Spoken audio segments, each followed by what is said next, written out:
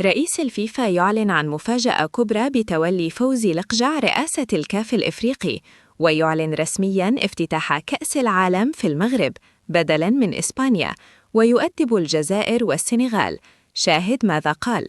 ولكن قبل أن نبدأ، لو أنت محب للمغرب اضغط لايك على الفيديو واشترك في القناة واكتب في التعليقات ديما مغرب، ولا تنسى الصلاة والسلام على رسول الله صلى الله عليه وسلم. اليوم من رئيس الفيفا صدم الإعلام الجزائري والكارهين والحاقدين على المغرب. كلنا عارفون بأن الجنوب إفريقي موتسيبي هو رئيس الكاف الحالي، وهو من ظلم المغرب أمام السنغال في نهائي بطولة كأس إفريقيا، وأهدى اللقب للمنتخب السنغالي على حساب منتخب المغرب بعد التواطؤ مع رئيس الاتحاد السنغالي لكرة القدم. وتم اكتشاف تلاعب الكاف بعد اعتراف خطير من عضو من أعضاء الكاف الإفريقي بظلمه المنتخب المغربي، وبعد اعتراف خطير جدا من رئيس لجنة الحكام في الكاف بظلم المنتخب المغربي.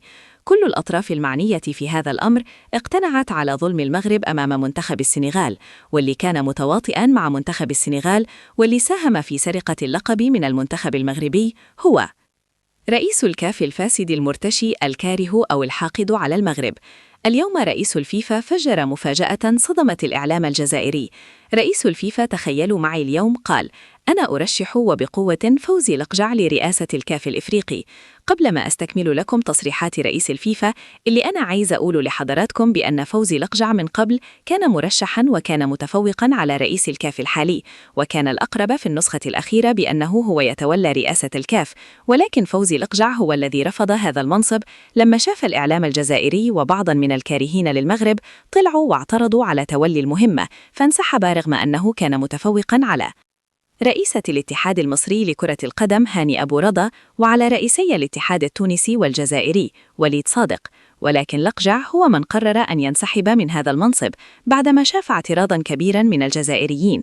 اليوم رئيس الفيفا طلع وقال: أنا شاهد على التطور اللي بتمر به المغرب، وأنا فخور بما يحدث في كرة القدم المغربية. تتفق تختلف معايا، المغرب هي رقم 1 في قارة إفريقيا وفي الوطن العربي.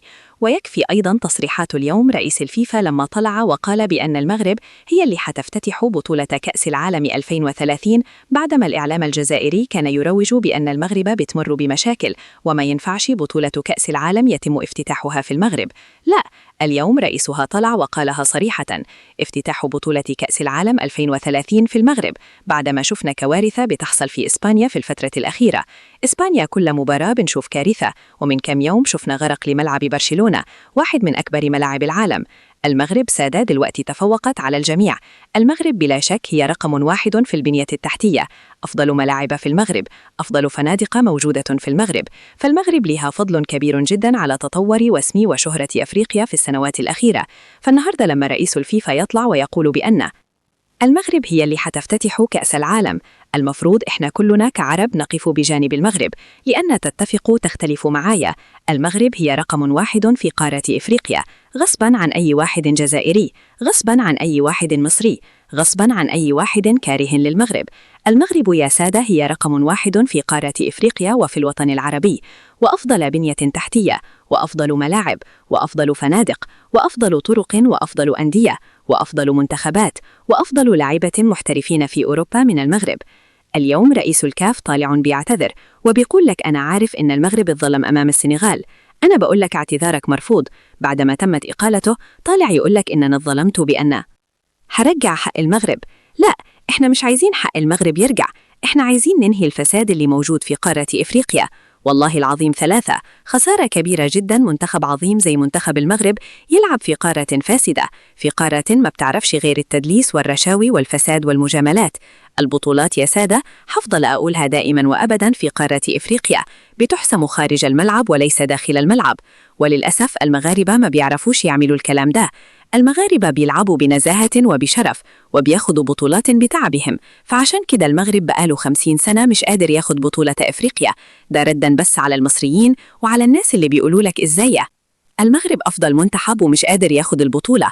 لا، المغرب مش هياخد البطولة طالما في فساد وفي كواليس.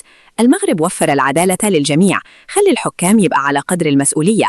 ونتحداك لو في أي منتخب غير المنتخب المغربي أخذ بطولة كأس إفريقيا، أن المغرب ما ياخدش البطولة، هو الأفضل في القارة وعند أفضل لاعبة. ده لو دل على شيء يدل على أن قارة إفريقيا البطولات مش بتحسم بمين الأفضل، لا، البطولات تحسم بإن مين اللي بيقدم رشاوي، مين اللي ليه أيادي خفية. هكذا تحسم البطولات في قارة إفريقيا. لو على اللعب، لو على الأفضل، كان المغرب. تسريبات خطيرة من داخل أروقة الكاف، عقوبات غير مسبوقة تهدد المنتخب السنغالي، وتحقيقات قد تقلب نهائي كأس إفريقيا رأساً على عقب. ولكن قبل ما نبدأ، لو أنت شايف إنه اللي حصل في نهائي المغرب والسنغال ما كانش عفوي وإن كان في نية مبيتة لإفساد المباراة، ارجع الإعجاب دلوقتي واكتب في التعليقات العدالة للمغرب، وما تنسوش الصلاة على النبي صلى الله عليه وسلم. في تطور خطير وغير متوقع، كشفت مصادر مطلعة من داخل لجنة الانضباط التابعة للاتحاد الإفريقي لكرة القدم عن ملف ثقيل جداً يتم تداوله حالياً في القاهرة بخصوص أحداث نهائي الكان بين المغرب والسنغال. التقارير الأولية أكدت أن ما وقع داخل أرضية الملعب تجاوز حدود الاحتجاج الرياضي ودخل في خانة السلوك المتعمد لإسقاط المباراة وتشويه صورة البطولة.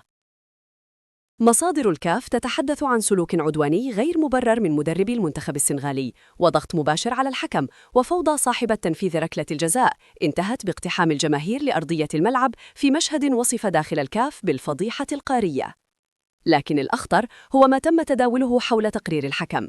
تقرير وصف داخل أروقة الكاف بأنه صادم ومقلق، يتضمن اتهامات مباشرة بمحاولة التأثير على سير المباراة وسلوك غير رياضي من الجهاز الفني السنغالي، ما فتح الباب أمام تحقيق ثان قد يغير كل شيء.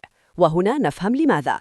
العقوبات المسربة كانت قاسية وغير مسبوقة: إيقاف مدرب منتخب السنغال لمدة 5 سنوات، إيقاف الحارس إدوارد مندي لمدة 2 سنين، إيقاف عدد من اللاعبين لمدة عام كامل، غرامة مالية قد تصل إلى 20 مليون دولار، تجميد منحة التتويج بكأس إفريقيا المقدرة ب7 ملايين دولار. لكن القصة ما وقفتش هنا. مصادر داخل الكاف أكدت أن الملف تم سحبه مؤقتاً من لجنة الانضباط وتحويله لمستوى أعلى وسط حديث عن تدخل الفيفا لضمان الحياد، خاصة وأن رئيس لجنة الانضباط نفسه سنغالي الجنسية. وهنا سؤال الخطير: لو ثبت وجود رشاوى أو تلاعب متعمد، إحنا بنتكلم عن إيه؟ سحب لقب كأس إفريقيا من السنغال، اعتبار نتيجة النهائي 3-0 لصالح المغرب، منع السنغال من المشاركة في كأس العالم 226.